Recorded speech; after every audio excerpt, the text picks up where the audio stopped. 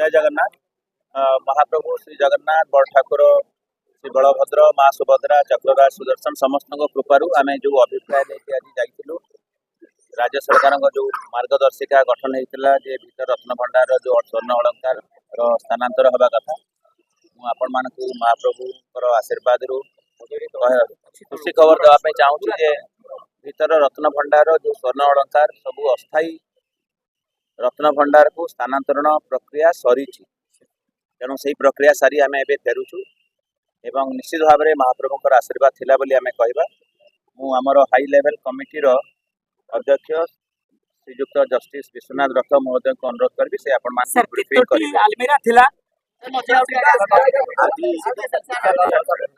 आज बहु प्रतीक्षित श्रीमंदिर रत्न भंडार खोल कि नहीं जो शंका आशंका समग्र ओडावासी मन में थिला तार आज अवसाद घटी।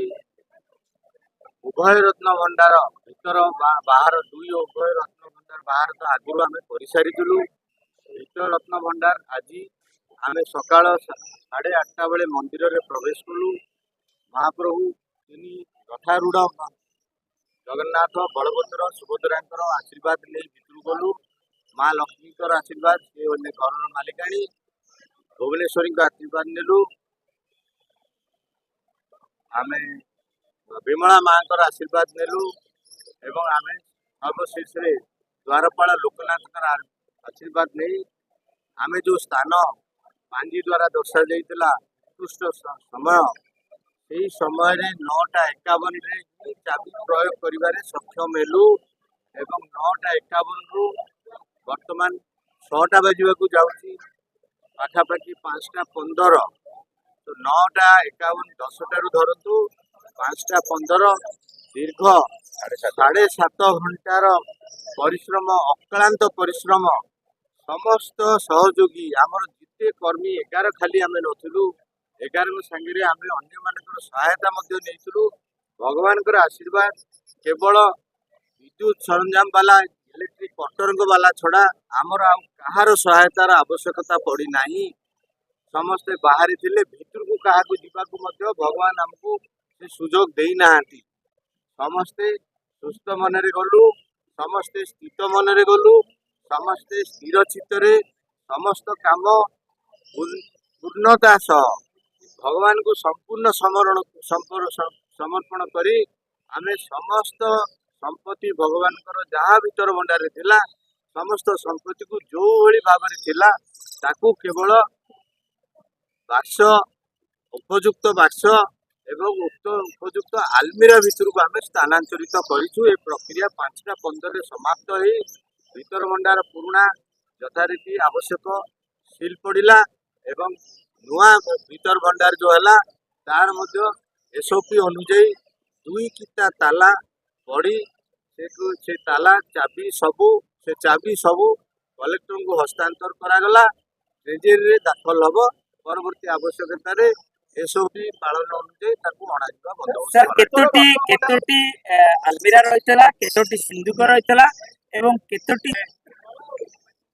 गत थर तो ये देखापी पुंखानुपुंख समय ही नथिला आम से भितर 3टी काठ आलमीरा एवं गोटे स्टील आलमीरा एवं 2टी काठ सिंधुक एवं गोटे लुहा सिंधुक समस्त आलमीरा एवं सिंधुक को खोल जाए क्रम जो आलमीरा जिन आलमीरा को आसी सिंधुक से भितर प्रवेशर संभावना नथिबा जो सिंधुकर संपत्ति को सही भली गोटे गोटे आलमीरा रखा निश्चित भाव में एसओपी मार्गदर्शिका थिला भगवान समस्त संपत्ति को भंडार गृह भितर जो भी रखा कंटेनर बोली कहुला समस्त कंटेनर ताला पड़ी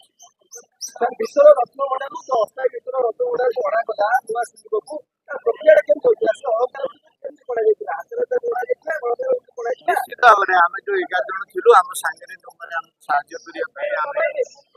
भंडार सेवक सहायता नहीं भंडार सेवक सहायता आमर मार्गदर्शन अनुजाई ଆମ ଉପସ୍ଥିତିରେ ସମସ୍ତ ସଭ୍ୟଙ୍କ ଉପସ୍ଥିତିରେ ସ୍ଥାନାନ୍ତର ସାର୍ ଗୋଟେ ଚର୍ଚ୍ଚା ଯୋଉ ହଉଛି ଗୁପ୍ତ କୋଠରୀ କଥା ଏବଂ ସୁଡ଼ଙ୍ଗ କଥା ଏହାକୁ ସ୍ପଷ୍ଟ କରନ୍ତୁ। ମୁଁ ବାରମ୍ବାର ଆଗରୁ କହି ଆସିଛି ଆମେ ଏ କଥାକୁ ବିଶ୍ୱାସ କେବେ କରୁନଥିଲୁ।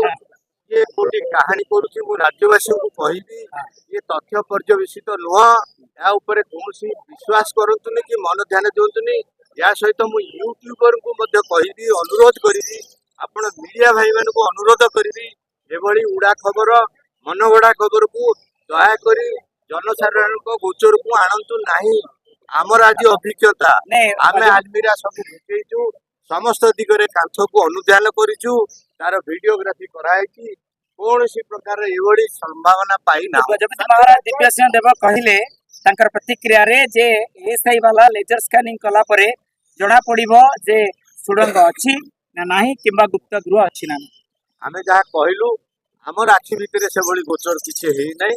ତେବେ ତେବେ ଯେହେତୁ ବାରମ୍ବାର ଖବର ଆସୁଛି, କିଛି ଲୋକ ମିଡିଆରେ ପ୍ରକାଶ କରୁଛନ୍ତି ଯେ ତା ଭିତରେ ସୁଡ଼ଙ୍ଗ ଅଛି କିମ୍ବା ଆହୁରି ରତ୍ନ ଭଣ୍ଡାର ରହିଛି, ଏଇ ତ ଆମ ଆଖିକୁ ତ ଦେଖାଗଲା ନାହିଁ।